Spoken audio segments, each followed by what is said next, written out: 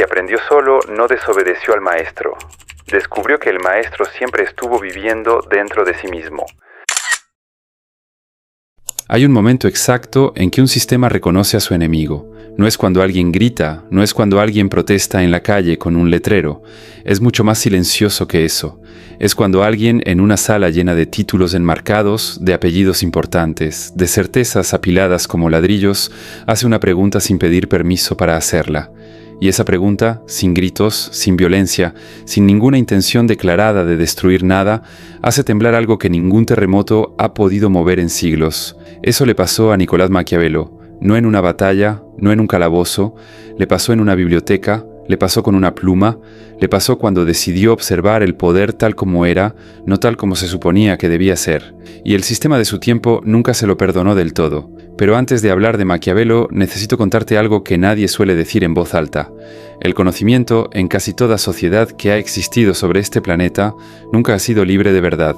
Ha sido administrado, controlado, distribuido en dosis calculadas, y no por malicia pura, sino por algo mucho más sofisticado, por la comprensión, muy antigua y muy fría, de que una persona que sabe pensar por sí misma es infinitamente más difícil de conducir que una que sabe repetir lo que le enseñaron. Esto no es una teoría conspirativa, es historia, es política, es la mecánica real del poder, descrita con una honestidad brutal por alguien que vivió entre el año 1469 y el año 1527 en la ciudad de Florencia, en una época donde el poder se ejercía sin disfraces elegantes. Maquiavelo trabajó para el Estado, observó príncipes, gobernadores, papas, mercenarios y traidores, tomó notas durante años, y cuando finalmente escribió lo que vio, sin suavizarlo, sin adornarlo con la moralidad oficial de su época, sin pedir permiso a ninguna institución para decirlo, el mundo culto de su tiempo lo ignoró, lo exilió y lo olvidó durante décadas. ¿Por qué? Porque lo que escribió no era incorrecto, era demasiado correcto. Y en eso está la primera gran lección que necesitas entender sobre los autodidactas y el sistema que los rechaza. No los persiguen por estar equivocados, los persiguen porque tienen razón de una manera que nadie autorizó. Pensemos en esto despacio, porque aquí está el corazón de todo lo que vamos a hablar hoy. Un sistema educativo no existe únicamente para transmitir conocimiento. Existe también para determinar quién tiene autoridad para producirlo, quién puede validarlo y quién tiene derecho a ser escuchado cuando lo declara. Eso, en términos muy simples, significa que la institución no solo enseña, controla el acceso a la credibilidad. Y el autodidacta rompe esa cadena de una manera que ningún graduado rebelde puede romper, porque el graduado rebelde, aunque piense diferente, sigue necesitando el título para que lo tomen en serio.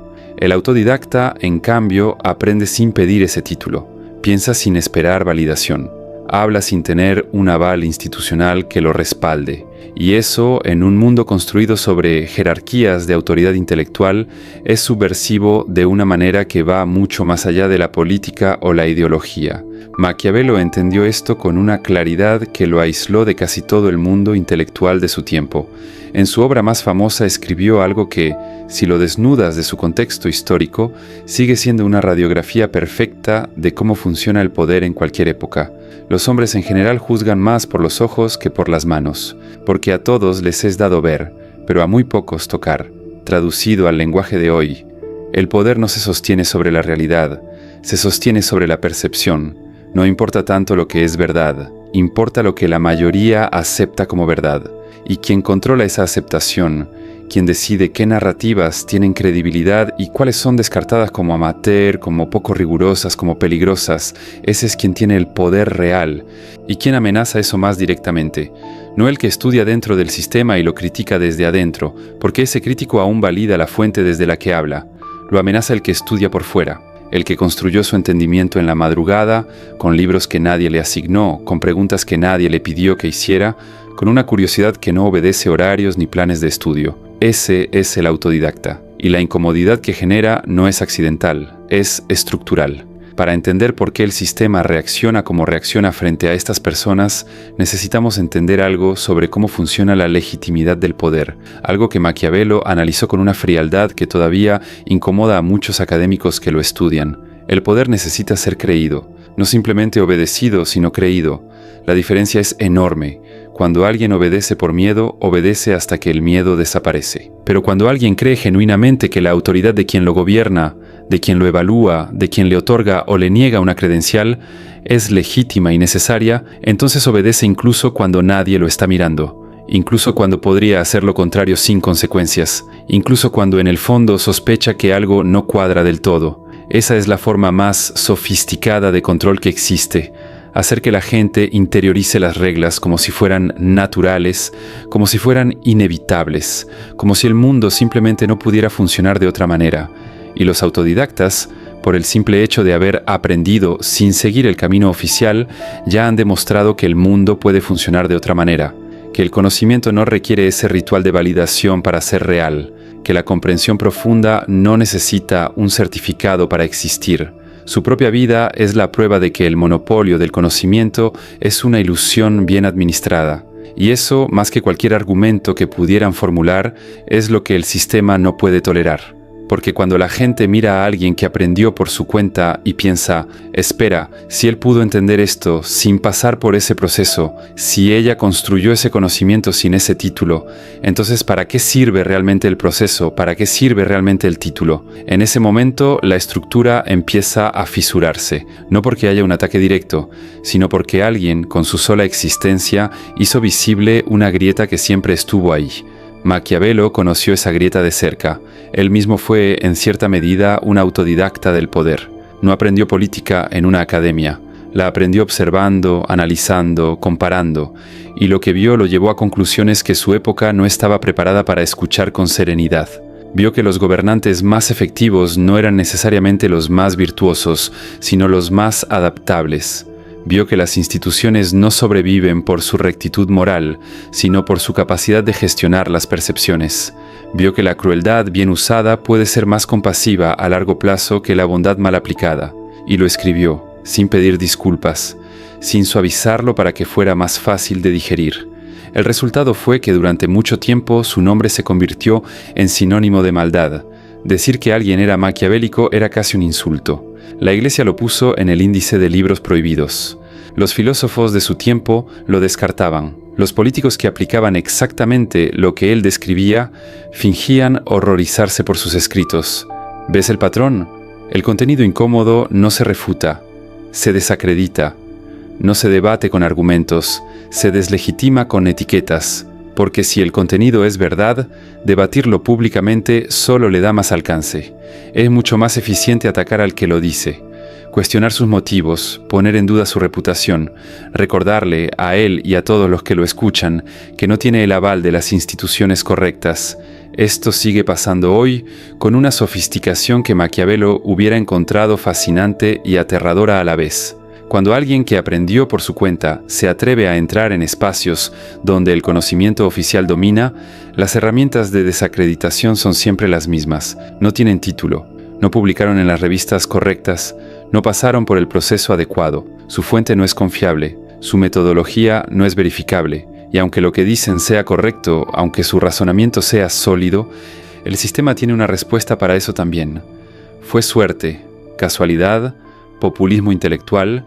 Nunca dice, tienes razón y nosotros estábamos equivocados, porque admitir eso no sería solo reconocer un error puntual, sería reconocer que el camino no oficial puede producir comprensión genuina, y si eso se admite, toda la jerarquía de credibilidad empieza a cuestionarse desde la base.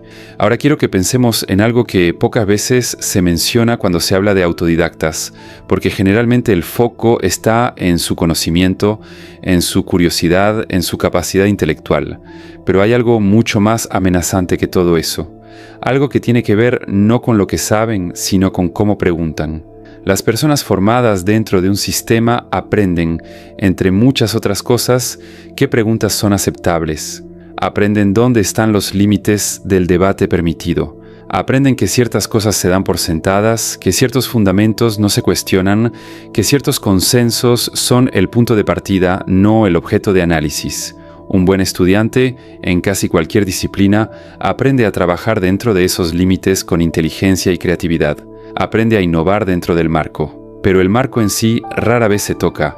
El autodidacta, que nunca aprendió cuáles preguntas estaban prohibidas, frecuentemente las hace sin darse cuenta de que está cruzando una línea.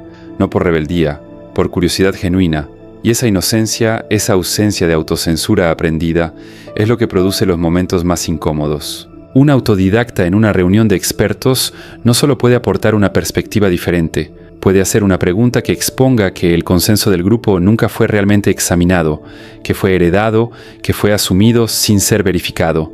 Y eso no produce admiración, produce incomodidad, produce una reacción defensiva disfrazada de superioridad académica. Maquiavelo describió algo similar cuando habló de los príncipes nuevos versus los príncipes heredados. El príncipe que llegó al poder por su propio esfuerzo dijo, tiene que ganarse todo, tiene que demostrar constantemente. No tiene el beneficio de la legitimidad heredada, pero cuando lo logra, cuando realmente lo logra, tiene algo que el príncipe heredado no puede comprar, la comprensión real de cómo funciona el poder, porque lo construyó desde cero. El autodidacta es, en términos intelectuales, ese príncipe nuevo. No heredó la legitimidad institucional, no llegó con el apellido académico correcto. Tuvo que construir su comprensión ladrillo por ladrillo, con sus propios errores, con sus propias noches de confusión, con la ausencia de un tutor que le dijera si iba bien o mal, y esa construcción, aunque más lenta y más dolorosa, produce un tipo de entendimiento que tiene raíces profundas, porque cada idea que tiene fue probada contra la realidad, no solo contra un examen, pero hay una trampa en todo esto, y es importante hablarla con honestidad. No todo autodidacta tiene razón. No toda persona que aprende por su cuenta llega a conclusiones correctas. El pensamiento independiente no es garantía de pensamiento correcto, y el sistema, cuando señala esto, tiene razón en señalarlo. El problema no es el señalamiento. El problema es que ese señalamiento se usa de manera selectiva. Cuando alguien con el título correcto llega a una conclusión equivocada, el sistema tiene mecanismos para corregirlo. Hay un proceso, hay una revisión, hay una corrección interna. Pero cuando un autodidacta se equivoca, la equivocación se usa para desacreditar no solo esa conclusión específica, sino toda la categoría. Para decir, ve, esto es lo que pasa cuando alguien aprende sin guía. Esto es lo que pasa cuando no hay supervisión institucional. La asimetría es perfecta. El error del experto titulado es un error. El error del autodidacta es prueba de que no debería hablar. Maquiavelo fue víctima de esa asimetría de una manera que todavía duele leer. Sus análisis sobre el poder, que eran descriptivos, que intentaban describir cómo funciona la política real, no cómo debería funcionar en un mundo ideal, fueron leídos como prescripciones morales, como si él estuviera recomendando la crueldad en lugar de documentarla, como si describir la manipulación fuera lo mismo que celebrarla. Esa distorsión no fue accidental, fue conveniente. Porque si Maquiavelo es un apologista de la crueldad, entonces sus observaciones pueden ser descartadas sin necesidad de responderlas. Pero si Maquiavelo es un observador brillante y honesto, entonces lo que observó exige una respuesta que el poder nunca ha querido dar. Y aquí llegamos a algo que me parece el punto más profundo de toda esta conversación. El sistema no odia a los autodidactas porque sean peligrosos. Los odia porque son libres de una manera que el sistema nunca podrá vender, ni regular, ni administrar. Porque la libertad que produce el aprendizaje genuino, el que nace de la curiosidad real y no de la obligación, no puede ser confiscada, no puede ser revocada, no tiene fecha de vencimiento, no requiere renovación cada cierto número de años. Cuando alguien entiende algo de verdad, cuando lo ha pensado desde múltiples ángulos, cuando lo ha cuestionado, cuando lo ha comparado con la realidad y sobrevivió a esa comparación, nadie le puede quitar ese entendimiento. No hay institución que pueda desertificarlo. No hay argumento de autoridad que pueda borrarlo. Esa persona sabe lo que sabe y sabe por qué lo sabe. Eso es poder, poder real. No el poder que se concede desde arriba, el poder que se construye desde adentro. Y por eso el sistema prefiere, siempre que puede, que el aprendizaje ocurra dentro de sus canales. Porque el aprendizaje dentro de sus canales produce personas que saben muchas cosas, pero que también han aprendido de manera implícita y constante que su conocimiento requiere el sello de aprobación correcto para tener valor. Personas que pueden pensar, pero que piden permiso para hablar. El autodidacta nunca aprendió a pedir ese permiso, y en eso está al mismo tiempo su mayor fortaleza y su mayor costo social, porque vivir sin pedir permiso intelectual en una sociedad construida sobre la jerarquía del conocimiento significa vivir con una soledad particular, no siempre dramática, no siempre dolorosa de manera obvia, pero real, la soledad de quien ve lo que otros prefieren no ver, de quien hace preguntas que incomodan no por malas intenciones, sino por honestidad, de quien no puede fingir que las respuestas oficiales son suficientes cuando sus propias reflexiones le muestran que no lo son. Maquiavelo murió sin haber visto reconocida su obra de la manera que merecía. Pasó sus últimos años en una oscuridad que contrastaba brutalmente con la agudeza de su mente, escribiendo cartas a amigos, reflexionando, sin dejar de observar, sin dejar de pensar, aunque el mundo oficial hubiera decidido que no era una voz que valiera la pena escuchar. Y sin embargo, 5 siglos después, su nombre es uno de los más citados en política, en filosofía, en teoría del poder, en psicología social. Lo que el sistema de su tiempo quiso silenciar terminó siendo más duradero que los sistemas que intentaron silenciarlo. Eso no es un consuelo fácil. No sirve como respuesta para quien hoy enfrenta el descrédito, la marginación o el exilio silencioso que a veces le toca a quien piensa con independencia. Pero sí es una perspectiva, una que vale la pena sostener. La historia tiene una relación complicada con la verdad. En el corto plazo, suele premiar la conformidad y castigar la claridad. Pero en el largo plazo, lo que sobrevive no es la obediencia. Lo que sobrevive es el pensamiento que fue suficientemente honesto y suficientemente valiente para decir lo que vio, aunque nadie quisiera escucharlo en su momento. Y entonces llegamos al final de este recorrido con una pregunta que no tiene una respuesta fácil, pero que me parece la más honesta con la que podemos cerrar. ¿Vale la pena? ¿Vale la pena el aislamiento, la desacreditación, la incomodidad que produce pensar y aprender fuera de los canales oficiales? ¿Vale la pena ser el que hace la pregunta que nadie quería que se hiciera? ¿Vale la pena construir un entendimiento propio cuando el mundo te dice constantemente que ese entendimiento no tiene valor si no viene con el sello correcto? La respuesta honesta es que eso depende de lo que busques. Si buscas aprobación, el camino oficial es más eficiente, produce validación más rápido. Abre puertas que el aprendizaje autodidacta frecuentemente no abre, al menos no de manera directa. Si buscas encajar, si buscas que el sistema te reconozca dentro de sus propios términos, aprender dentro de sus reglas, es más seguro y más predecible. Pero si lo que buscas es comprender, realmente comprender, no solo aprobar, no solo acumular credenciales, sino llegar a una relación honesta con la realidad de las cosas, entonces el camino del pensamiento independiente, con todos sus costos, con toda su soledad, con toda su fricción, ofrece algo que ninguna institución puede certificar porque ninguna institución lo produce, la experiencia de pensar con libertad. Maquiavelo no eligió ser incómodo, eligió ser honesto, y la incomodidad fue el precio que pagó por esa honestidad en un mundo que prefería las respuestas ordenadas a las preguntas correctas. Ese precio sigue siendo real, y quienes eligen pagarlo no lo hacen porque sean masoquistas intelectuales, lo hacen porque descubrieron algo que es muy difícil de olvidar una vez que se encuentra. Que la mente que piensa por sí misma, que aprende porque quiere entender y no porque le dijeron que lo hiciera, que pregunta sin esperar permiso, esa mente es la única que nadie puede controlar del todo.